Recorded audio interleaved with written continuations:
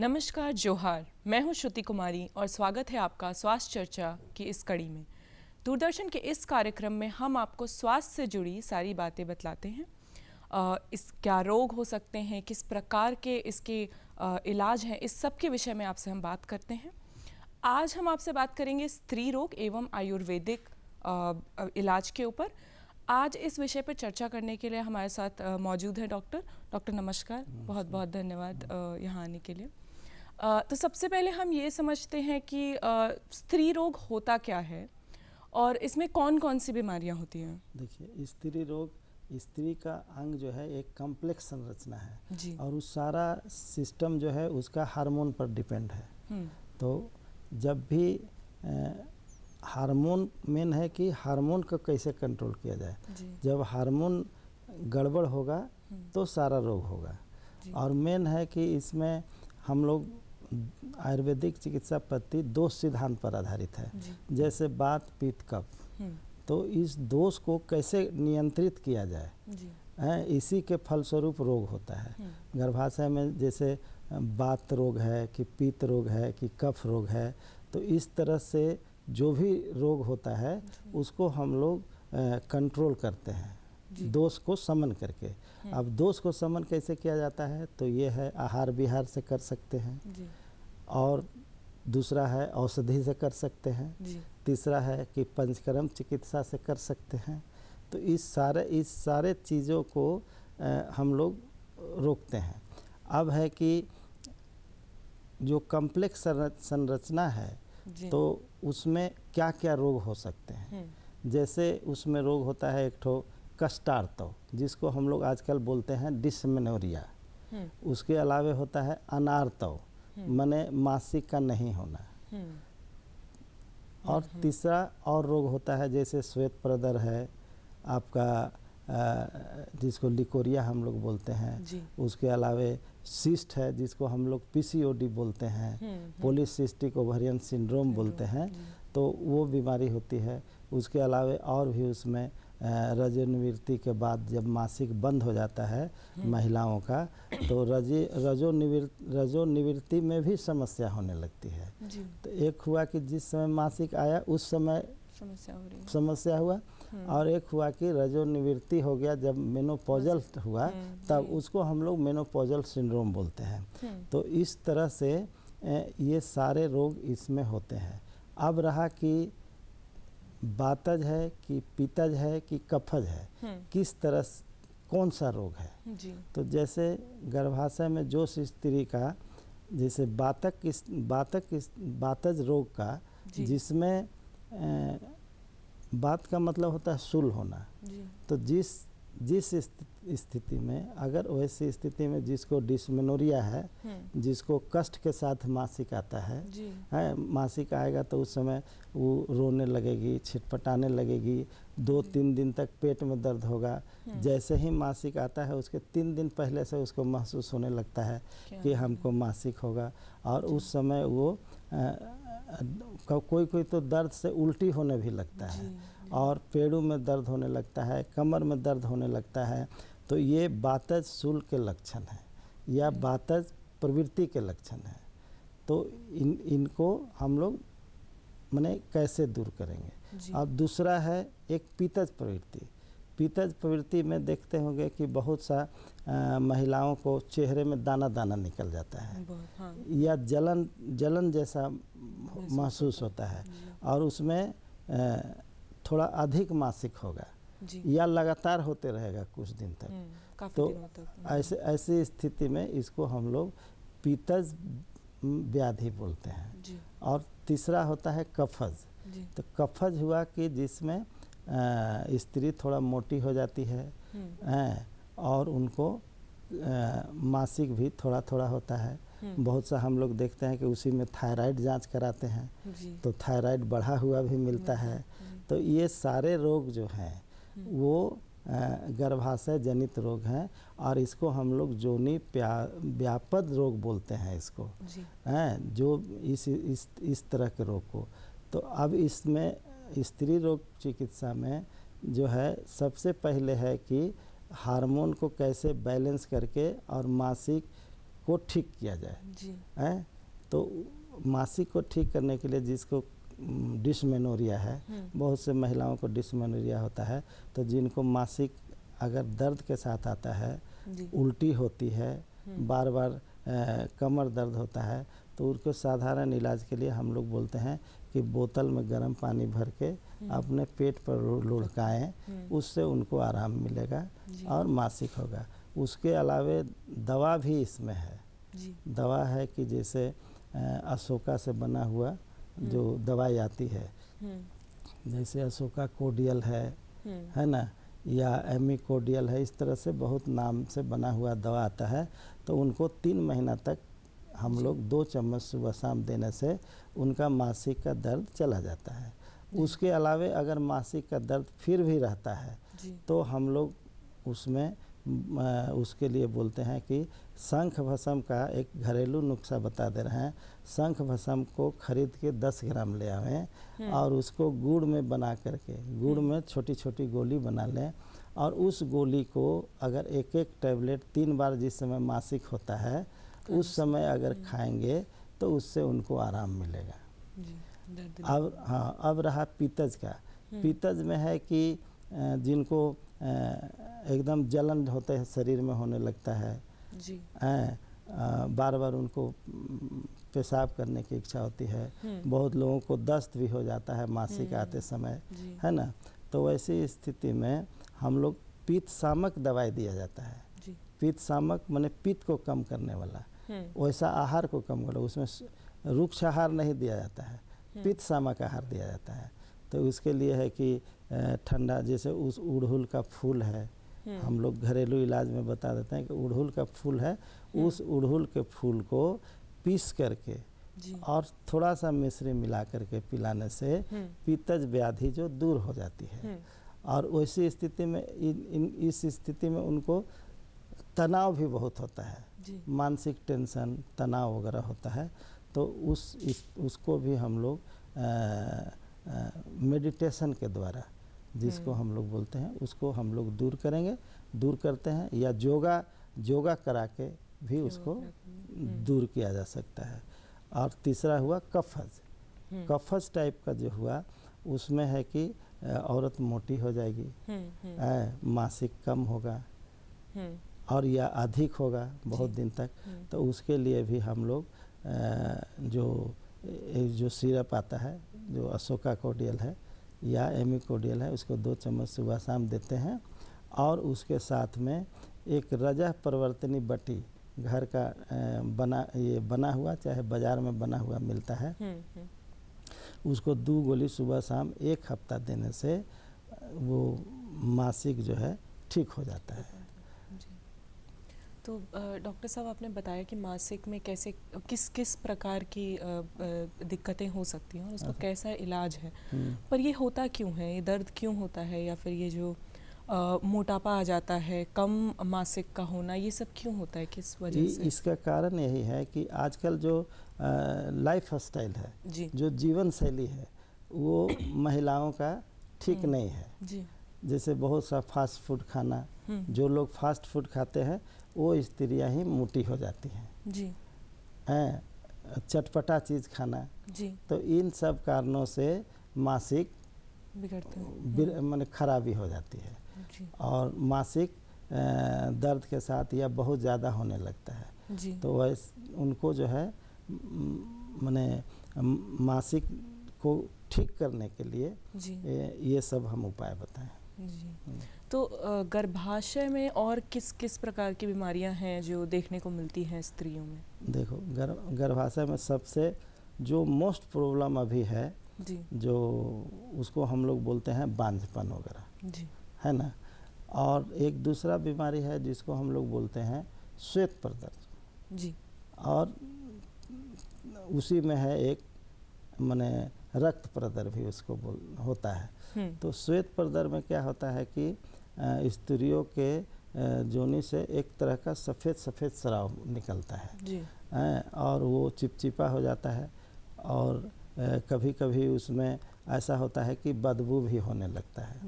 तो वैसी स्थिति में उसमें हम लोग वहाँ बोलते हैं कि ट्राइकोमोनालिस का अंग्रेजी में ट्राइकोमोनालिस का इन्फेक्शन हो गया है, इसलिए उसका इलाज कराइए। तो इसलिए उसमें हम लोग श्वेत प्रदर में देते हैं। रक्त प्रदर में क्या होता है कि उसका जो अमीवा है जो वो अंदर घुस के और काटता है म्यूकस मेम्ब्रेन को। तो म्यूकस मेम्ब्रेन को काटने के बाद जो नीचे का रहेगा उससे रक्त जैसा मिला हुआ रक्त मिश्रित स्राव आने लगता है और वैसी स्थिति में बदबू भी आने लगती है।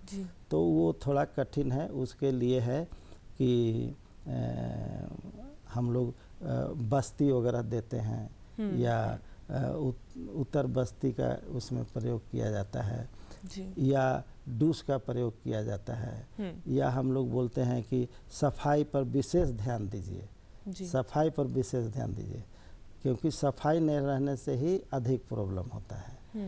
तो उसके लिए है कि त्रिफला के चूर्ण को बढ़िया से छान के और उससे प्रक्षालन करने के बोलते हैं। उसके अलावे अगर कुछ भी नहीं है तो थोड़ा सा डिटॉल को हल्का सा डिटॉल को लेके या डिटॉल को छोड़ दीजिए, एक लीटर में आधा नींबू गार के और उससे सफाई करने से सफाई हो जाता है। और उस श्वेत प्रदर के लिए जो है सबसे बढ़िया दवाई है कि बाज़ार में जो आता है वो है पुष्यानुक चूर्ण। तो पुष्यानुक चूर्ण को 1 चम्मच सुबह शाम लेने से श्वेत प्रदर में आराम होता है। और दूसरा है कि एक टैबलेट भी आती है जिसको हम लोग बोलते हैं प्रदांतक लौह। तो उससे है कि आयरन की भी कमी उनको जो है वो दूर होगा और प्रदर भी धीरे धीरे ठीक होगा। तो इसलिए प्रदांतक लौह दूधू गोली सुबह शाम देने से और पुष्यानुक चूर्ण 1 चम्मच सुबह शाम देने से उनको आराम होता है और श्वेत प्रदर बिल्कुल ठीक हो जाता है और रक्त प्रदर भी धीरे धीरे चला जाता है, बशर्ते उसमें सफाई पर विशेष ध्यान दें। डॉक्टर साहब, आपने लिकोरिया की बात करी थी कि लिकोरिया एक है जो स्त्रियों में देखने को मिलता है, तो उसके बारे में एक बार विस्तार से समझाइए कि वो क्या होता है और उससे कैसे बचा जा सकता है। देखिए, जब हम लोग खट्टा तीता ये सब ज़्यादा खाता है, जो स्त्रियां ज़्यादा खाती है उनको ये बीमारी अक्सर हो जाता है। या जो स्त्रियां बहुत ज़्यादा तनाव में रहती हैं, जिनको माने हमेशा सोचती है कि मेरा अच्छा नहीं हो रहा है, तो वैसी स्थिति में तनाव में आ जाती है। तो जो तनाव में रहती हैं उनको ही इस तरह का रोग होता है। और उसमें है कि जोनी से चिपचिपा सफ़ेद रंग का निकलते रहता है और जिसको उससे है कि उनका हेल्थ भी ख़राब होने लगता है, दुबलाने भी लगती हैं, खाना ठीक से नहीं आता है। मेन है इसमें मल न्यूट्रिशन का खेला। श्वेत प्रदर में जो स्त्रियां मल न्यूट्रलाइज रहेगी, जिनको पोषण युक्त खाना नहीं मिलेगा, उन लोगों को ही ये बीमारी अधिक होता है। इसलिए हमेशा कहा जाता है कि हमेशा पौष्टिक भोजन लें, अच्छा खाना खाएं, साग लें, है ना, और नहीं हो तो 1 ठो आंवला डेली शुरू लें, अंडा का प्रयोग करें। तो इस तरह से अगर आहार लेगी, पौष्टिक आहार लेगी, आयरन युक्त आहार लेगी, प्रोटीन युक्त आहार लेगी, तो उनको श्वेत प्रदर नहीं होगा। मेनोपॉज के बारे में थोड़ा सर बताइए कि उस समय पे क्या होता है, क्या परेशानियों का सामना औरतों को करना पड़ता है? देखो, 40 के बाद, जब 40 के बाद ही मेनोपॉज आजकल होने लगा है। 40-42 की उम्र में मेनोपॉज होता है। तो उस समय है कि मासिक धीरे धीरे बंद होगा, कभी 3 महीना तक नहीं होगा, फिर अचानक हो जाएगा जो बहुत दिन होगा। तो इस तरह से धीरे धीरे मासिक जो है 45 से 55 के बीच में बंद हो जाता है। उस समय स्त्रियों में होता है कि बच्चा पैदा करने की शक्ति भी कम होने लगती है, और जो कैल्शियम है, जो महिलाओं में है, तो वो बहुत कम हो जाता है 40 के उम्र में। तो इसलिए उनको हड्डी का प्रॉब्लम भी होने लगता है, कमर दर्द होने लगेगा, कैल्शियम निकलने लगता है। तो इसीलिए हम लोग बोलते हैं उनको कि गुड़ खाइए, रोज रात में गुड़ खाइए, या कैल्शियम युक्त आहार लीजिए, जैसे छुहाड़ा हुआ ये लिए, दूध लीजिए प्रॉपर वे में। तो महिलाएं तो लेती नहीं हैं, तो वैसी स्थिति में, और चूंकि जो बाहरी जो कैल्शियम है, जो नेचुरल कैल्शियम दिया जाता है उसमें, तो नेचुरल कैल्शियम का ऑब्जॉर्प्शन बहुत कम होता है हम लोग का। तो जब कम होगा शरीर में तो कैल्शियम की कमी बराबर बनी रहेगी। और जिस महिला को मान लो 3 गो बच्चा है तो उनका कैल्शियम बहुत लॉस हो जाता है। अच्छा, वैसी स्थिति में उनको जो है माने कमर दर्द होने लगेगा, तनाव होने लगेगा, बार बार होगा कि हमको ऐसे काहे हो रहा है, हमको मासिक क्यों नहीं हो रहा है, इस तरह से महिलाएं सोचने लगती हैं। तो इसी को हम लोग रजो निवृत्ति कहते हैं कि मासिक जब बंद होने की स्थिति आई तो उस स्टेज को हम लोग रजो निवृत्ति या मेनोपॉजल सिंड्रोम बोलते हैं। उसके लिए मेनोपॉजल सिंड्रोम को रोकने के लिए एक दवा आती है मेनोसन करके, जो बहुत अच्छा है। तो उनको अगर जिनको मेनोपॉज की स्थिति है वो लोग 1 टैबलेट सुबह शाम अगर लेंगे तो उनको लाभ होगा।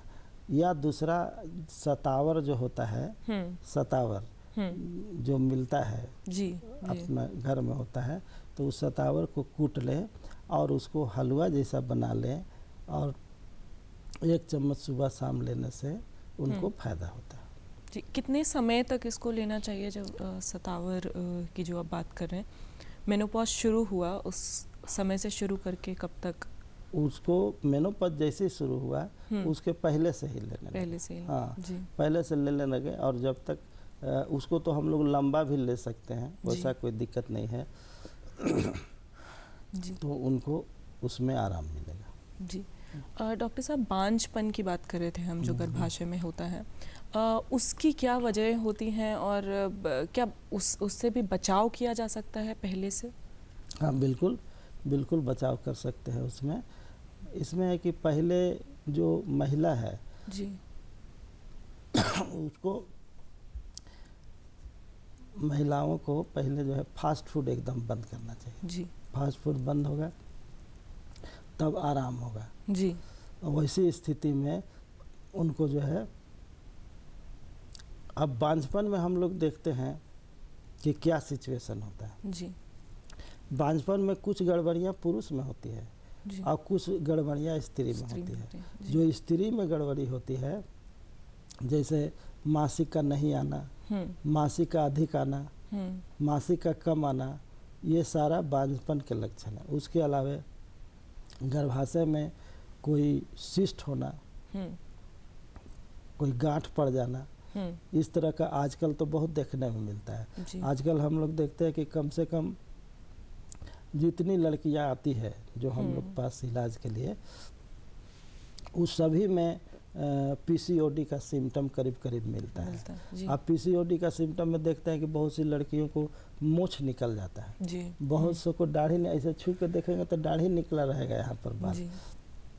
तो ये सब फास्ट फूड खाने के कारण से ही होता है। तो इसलिए पहला है कि फास्ट फूड को हम छोड़ दें, तब पीसीओडी का समस्या दूर होगा। उसके अलावा पीसीओडी को दूर करने के लिए और दवा भी है जिसको हम लोग देते हैं। तो उस दवा को अगर चिकित्सक के पास जाके लेने से उनका पीसीओडी की समस्या दूर हो जाएगी। और इसके बाद उनको, अब बांझपन में है कि अंडा कितना बनता है। अंडा जो मासिक होता है प्रत्येक, तो उसके बाद अंडा कितना बनता है, अंडा का साइज क्या है, ये सारा चीज़ें, अंडा फूटता है कि नहीं फूटता है, फर्टिलाइजेशन। तो ये 3-4 चीज़ें जो है वो सबसे ज़रूरी होती है, जो हम लोग को पता करना रहता है कि ये है। अगर ये सब चीज़ हैं तो आजकल जो है बांझपन की एक खास समस्या है, जो बचदानी में टीबी वगैरह जिसको हो जाता है, जिसको हम लोग बोलते हैं बचदानी में ट्यूबरकुलोसिस। तो उसका जांच भी कराना आवश्यक रहता है। उसका जांच कराने के बाद जब हम लोग संतुष्ट हो जाते हैं कि नहीं टीबी भी नहीं है, तो वो बांझपन जो है के लिए बांझपन का इलाज करने से वो दूर हो जाता है। जी डॉक्टर साहब, हमने बीमारियों के बारे में बहुत कुछ समझा, तो एक चीज़ जो मैं आपसे समझना चाहती हूँ वो ये है कि किस तरीके के खान पान और लाइफस्टाइल को अपनाने से स्त्रियों में इन चीज़ों की समस्या जो है वो कम हो सकती है, इससे बचा जा सकता है? देखो, प्रचुर मात्रा में दाल लेने से हम्म, और साग लेने से, जी, खास करके आयरन वाला साग, जैसे गेनहारी साग हो गया, बथुआ साग हो गया, आपका पालक साग हो गया, इस तरह का साग अगर लेने से, और जो ग्रामीण स्त्री है उसके लिए बोल रहे हैं, जो अवेलेबल है उनके पास है, और थोड़ा सा चावल ले, दाल ले, थोड़ा सा मछली ले, एगो अंडा ले, तो इस तरह से लेने से उनका पौष्टिक भोजन होगा। और ये पौष्टिक जब भोजन होगा तो सारा अंग जो है उनका पोषण युक्त होगा और पुष्ट होगा। इसलिए अभी अभी हम लोग क्या देखते हैं, ग्रामीण स्त्रियों में माने कम मिलता है बांझपन की समस्या, जबकि शहर स्त्रियों में ज़्यादा मिलता है। उसके अलावे अगर देखेंगे तो आदिवासियों में बांझपन की समस्या अधिक है, बशर्ते दूसरे से। जी, इसका क्या कारण है? इसका कारण है कि वो लोग जो है वही माने खान पान ठीक से भोजन वोजन नहीं मिलता है, इसी के चलते जो है वो बांझपन की समस्या वहाँ बहुत ज़्यादा है देखने में, है ना। हम तो कई एक स्त्री को देखे हैं जो हुआ ही नहीं जी। और बहुत एक तो आर्थिक स्थिति का कमजोरी, चाहे वो लोग जाके इलाज भी नहीं कराती हैं, ये भी एक बड़ी समस्या है ना। तो डॉक्टर साहब, हमने बहुत सारे पहलुओं पे नज़र रखा, देखा, समझा कि किस किस परेशानियों का सामना करना पड़ सकता है, साथ में उसका इलाज क्या है और कैसे बचा जा सकता है। एक जो अभी टॉपिक है जिसके बारे में अभी बहुत सारे लोग बात कर रहे हैं, वो है सर्वाइकल कैंसर। तो इसके बारे में थोड़ा सा आप हमें बतला दें अगर कि क्या होता है और कैसे बचा जा सकता है इससे। सर्वाइकल कैंसर में जो है, इसको हम लोग ये सर्विक्स में एक तरह का घाव हो जाता है जी, गर्भाशय के मुंह के गर्दन के ऊपर में जी। तो ये बहुत तरह का, अभी एक तरह का हवा भी कहो, इसको हवा भी बनाया गया है बहुत ज़्यादा, है ना। तो अगर ठीक तरह से खान पान रहेगा, अच्छी तरह से खाना उना खाएगा, प्रत्येक दिन जो है दूध लेगा, तो इस तरह की समस्या से बचा जा सकता है जी। वो उसके गर्भाशय ग्रीवा में ही घाव हो जाता है जी। तो वो धीरे धीरे धीरे धीरे बाद में जाकर के वही कैंसर का रूप ले लेता है। जी, तो उससे बचने के लिए खान पान जो है, हाँ, खान पान ठीक रखें, अपना आहार विहार ठीक रखें, खट्टा कम खाएं। बहुत से स्त्रियों में खट्टा खाने का ज़्यादा प्रचलन है, तो खट्टा कम खाएं, है ना। नमकीन आहार थोड़ा सा कम लें और पोषण युक्त भोजन लें, तब जाके उनको आराम होगा, हर चीज़ होगा। जी, महीनवारी से लेके मेरा एक और सवाल था जो मेरे मन में आ रहा था, वो ये था कि ये जो रुक के मासिक होती है स्त्रियों को या लड़कियों को, उसका क्या कारण होता है? मतलब किस वजह से वो बार बार रुकता है, या फिर कई बार ऐसा होता है कि 2-3 महीने तक वो नहीं आ रहा है, उसके बाद आता है? ये जो है, ये मोस्टली हम लोग वही बोले कि फास्ट फूड खाने से होता है। फास्ट फूड, जो स्त्रियाँ पिज़्ज़ा खाती है, बर्गर खाती है, जो लड़कियाँ ज़्यादा खाती हैं, आजकल तो ऑफिस वाला कल्चर है, लाइफ स्टाइल ठीक नहीं है, तो जो भी जहाँ रहा वही खा लिया, है ना।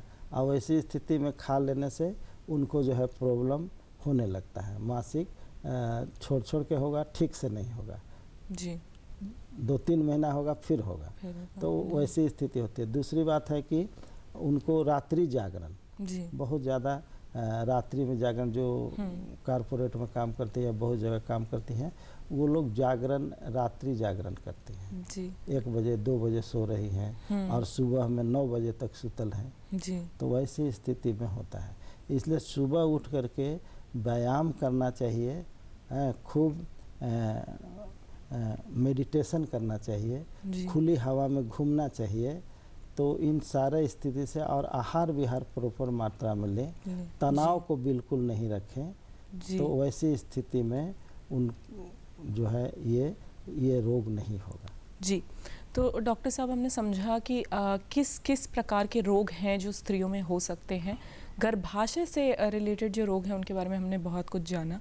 सबसे ज़रूरी बात यह है कि इन सब से बचाव का हमारे पास बहुत आसान तरीका है कि हम अपनी जो लाइफस्टाइल है उसको थोड़ा बैलेंस कर लें। सुबह समय से उठना, सही प्रकार का भोजन करना, एक बैलेंस्ड भोजन करना बहुत ज़रूरी है।